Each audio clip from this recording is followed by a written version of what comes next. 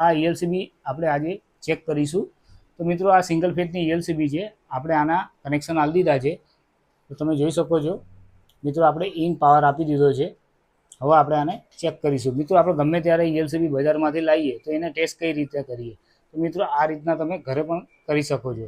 તો મિત્રો આ રીતના તમે સ્વિચ ચાલુ કરી દેવાની, જોઈ શકો છો અહીંયા પુશ બટન આપેલું છે, એ પુશ બટનને આપણે પ્રેસ કરીએ એટલે ELCB ખ્યાલ આવે। મિત્રો હવે આપણે ELCBને ઓન કરીશું। તો મિત્રો ELCB આપણે ઓન કરી નાખી છે, હવે આપણે એને ચેક કરીશું।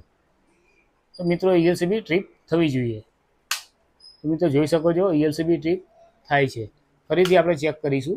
તો મિત્રો જોઈ શકો છો અહીંયા પુશ બટન આપેલું છે, હવે આપણે એને ચેક કરીશું।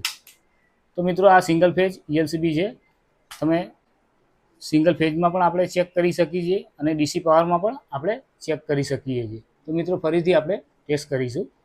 આ પુશ બટન આપણે દબાવીશું, તો મિત્રો ELCB વર્ક કરે છે।